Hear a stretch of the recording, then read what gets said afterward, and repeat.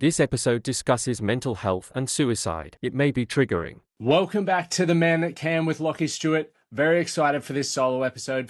Firstly, thank you guys for being here. I've been going through a lot of our data. The episodes that are performing best are actually these solo episodes, which is blowing my mind because to me, I always think that when I have guests on, that would be more interesting. But I am very humbled that the retention in the episodes where I do solo are obviously a lot higher. So to me, it means a lot. And thank you guys for supporting, and I'll do my best to double down. Full transparency. So over the last 6 to 7 months, the podcast has declined in listening numbers by 40% roughly. And last Friday, I was chatting to a friend who's actually coming back on the podcast and has been a previous guest on the podcast, Bradley Dryber. And I was talking to him about how I always feel rushed with the podcast. I release a Monday with a guest an episode with a guest every Monday. And then I release a solo episode every Thursday. And he challenged me and he said, Lockie, why do you feel the need to continue doing that if the data is suggesting it isn't working? And the truth was, I set myself a standard and I didn't want to quit on that. I didn't want to give up. The reality was, in the way that he reframed it was, what about if you still did your solo episodes? What about if you still did your guest episodes, but you just went one guest episode a week and the alternating week you did your solo episodes? So that way you could really get back to enjoying it. You could prepare them better, but most importantly, you could market them better. Because when I moved to America, I got rid of the team that edited my podcast, set up all the promo and did all of that, which is a big reason why the downloads were so high. And I don't want to build the team out because I just like doing things individually. Or maybe that's an excuse, but we'll talk about that at another time. At the moment, I don't. I just enjoy doing it myself because I want to learn. I want to engage great people and I just want to market it. So from here on out, for the foreseeable future, there will be an episode every Monday. There will no longer be a Thursday episode unless the data suggests we need to go back to that. I will do a guest episode. So last week we had Mark Luciari on where we talked about his skydiving accident, which was incredibly inspiring. This week or today is a solo episode. Next week we will be back to a guest episode. But I would love to hear from you guys. You guys, there will be questions and polls on Spotify where you can answer. Or if you're watching on YouTube, make sure you get involved in the comments below. But today's episode, confronting the men's mental health stigma. This week, I was fortunate enough to do 2 presentations for companies in the wake of Men's Health in Movember and in the lead up to the upcoming 58 marathons that I'm doing. I always feel very humbled when I get invited to do it. It's not something that I take lightly because talking about mental health, one, increases the awareness, which then leads to more men taking action to improve their quality of life, to build better relationships, earn more money, and get on top of their mental health, which is what we all want. Secondly, it scares me, right? Public speaking is something I know a lot of people fear. It's something that I fear, even more so, podcasting. Right now, I'm looking at a camera with a microphone. No one's watching me. But if there was a little bit of an audience here, I would be shitting bricks. So to get the opportunity to step into my fear and to continue driving this message home and inspiring people and improving people's lives is something that I don't take lightly. And because of the research that I was doing in the lead up to these presentations, the feedback that I got that it was such a moving talk, that some of the men in this room and very influential people said that I wish I had been able to listen to this when I was younger because it would have had a profound impact on my life. I'm grateful that I got to hear it now, but I really wish I could hear it sooner. And to hear that feedback made me go, all right, maybe on the podcast this week, that can be our chat. I haven't spoken about men's mental health specifically for a while. So let's do it today. We're specifically talking about Australia. Now, if you're in America and we have a listenership all around the world, make sure you jump on your own website and look at your statistics to see what, I guess, relates. Or you could even use ChatGPT, put the transcription of this in there and just say, make this relevant to my country's statistics. And you can get it there and you can probably gauge how big a problem it is in your own field. Think about this, and we're going to start with some stats. 43% of men aged 16 to 85 have experienced mental disorder at some point in their life. So let's just call it 1 in 2 people. If you're sitting in a car right now with a mate, chances are one of you have experienced mental disorders in your life. Because of this, we need to break the stigma. The stigma, which I'll dive into around common misconceptions, has to be broken down, and it starts with you. It starts with me.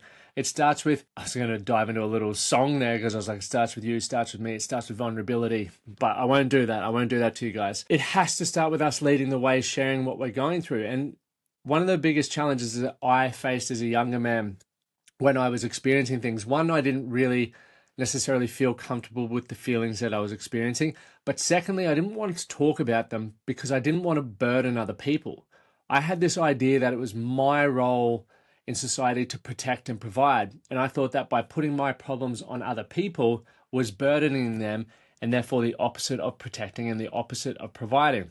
Boy, was I wrong. We'll come back to that shortly. But let's talk about some common misconceptions and some of the statistics around that, because depression is most common for young men and young adults. I'm 33, and it's a leading cause of suicide the leading cause of death is suicide for men under 44. That is heartbreaking to think that men who are just, taking their first steps in creating a life, or maybe they've just become new parents, are choosing or feeling that the best option is for them not to be here. I heard some stories from some of the men at both of the lunches we were at, how sad it is that they leave behind young children and they find themselves in a position where that is the best solution, or they feel that's the best solution. And the truth is, it's not the best solution. Never will be the best solution. The pain that it will cause your family, your friends, for as long as they live is going to be unmeasured. But you just think about it, or I want you to think about this now. If you're in a room, or if you're in a car, or even if you're just by yourself, have you or anyone that you know in your life been impacted by suicide and or mental health? The chances are you have, which means we need to take this seriously. We need to have these conversations, one, to build awareness. Awareness will break down the stigma, and then when you break down stigma, it puts us in a position to take more action in our life to overcome these challenges. Okay, so common misconception number 1.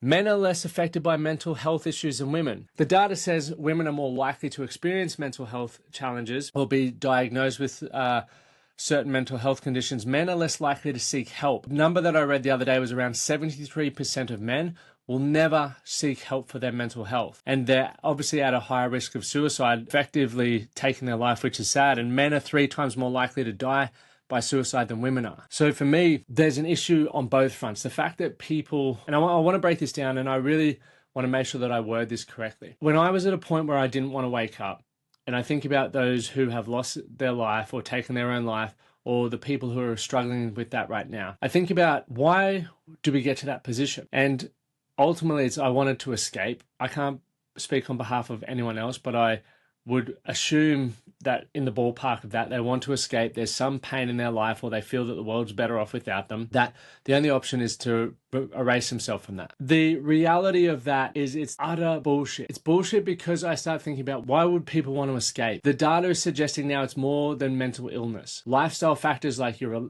relationship or relationship breakdown, the quality of your finances, the quality of your health, your socioeconomic positions are all impacting people's desire to live or feel worthy or to feel like they're adding value to the world. And if we start being aware of that and start accepting that, like I personally have, I start thinking, okay, if there are factors that impact not only my mental health, but other people's mental health, how do we work on how do we prevent that rather than trying to cure that? Backtrack 10 years ago, financially, I was in a rough position. I didn't like who I was. My self-esteem was shot. I didn't have the best relationships because I was constantly lying, cheating, and manipulating. If I look back to the old Lockie, I would have been like, of course you're going to feel shit. Of course you're going to not feel valuable or valued in the world, because the evidence is your relationships are falling down, you have no money, you're failing essentially. It's not because you are a failure, it's because you haven't become the version of yourself you need to be in order to deliver those outcomes. And that was a harsh reality for me to accept. I remember the moment that I watched Ben Kelly on stage, who was a bricklayer. I was a builder at the time, and I thought, I've got one up. I'm a builder, he's a bricklayer. But if I've got one up on him, and he's up here inspiring people with his story, I can do that too. The shift in perspective and the excitement or the encouraging thoughts made me want to drive and pursue better. So from that moment, I had to accept where I was currently at. And it was, hey, financially, you're a muppet. You have no idea how to manage finances. Secondly, you're not making much money and you're spending it on the wrong things. That was hard for me to swallow, especially because, as I said earlier, I needed to be a protector, or I wanted to be a protector and a provider. I was not doing that. The reality check was the biggest kick in the ass that I needed, and it was a tough pill to swallow.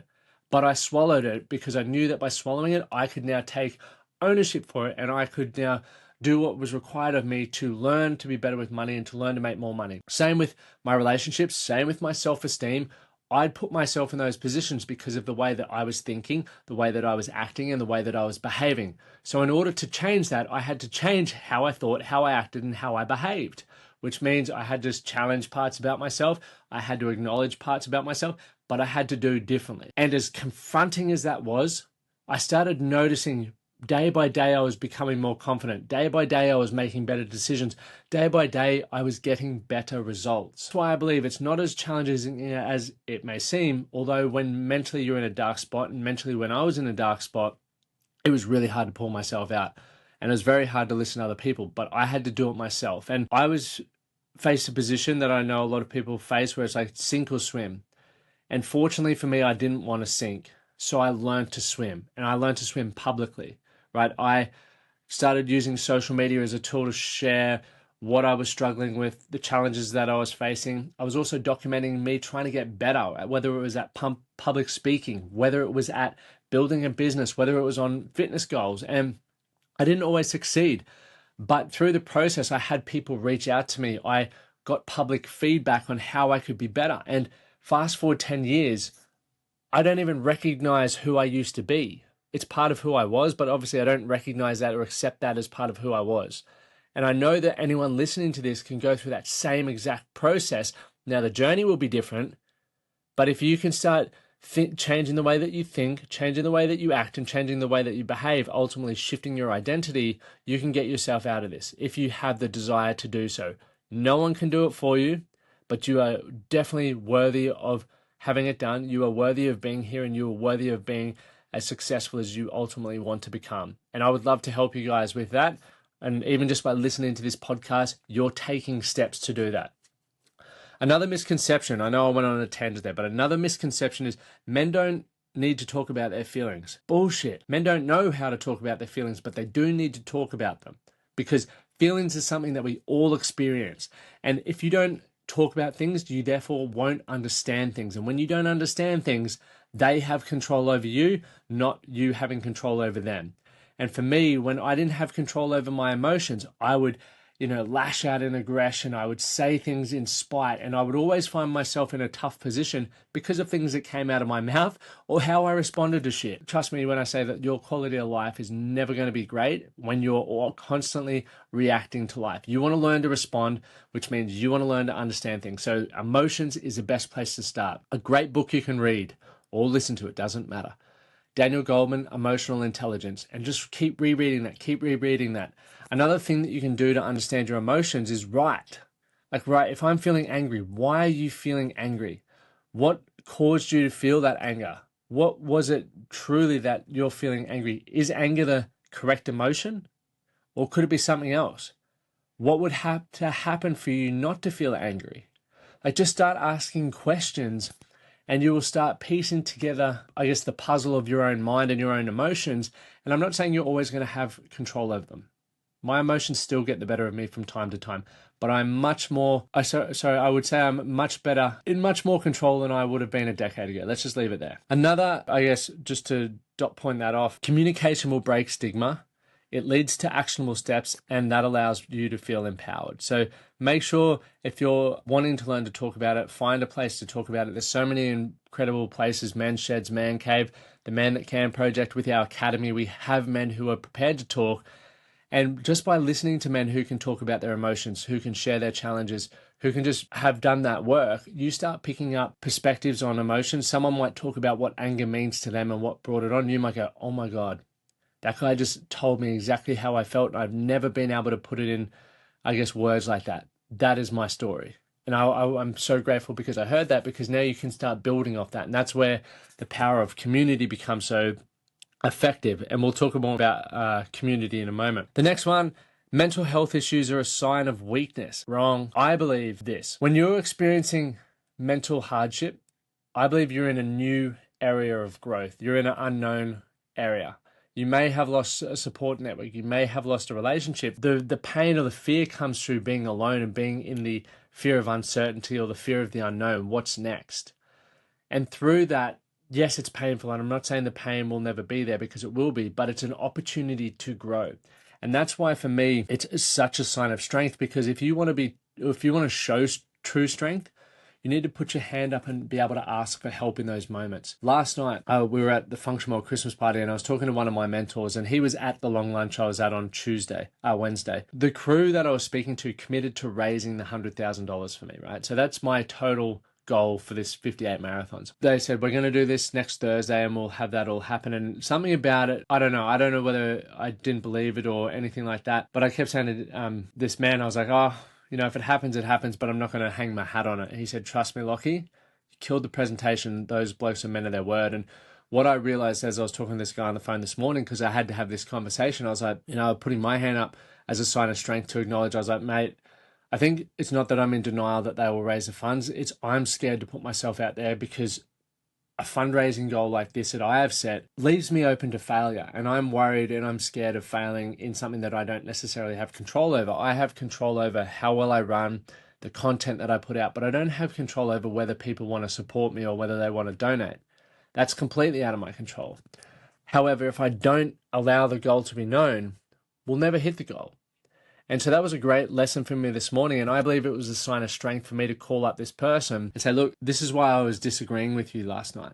I'm struggling with the idea of putting myself out there when I could fail, because I've been playing small in my area for a number of years. Putting your hand up now made me be able to have that great conversation. And now here I am talking about a newfound goal that I have. And if we hit that $100,000 on Thursday, we're going to make that even bigger, and we're going for $1 million.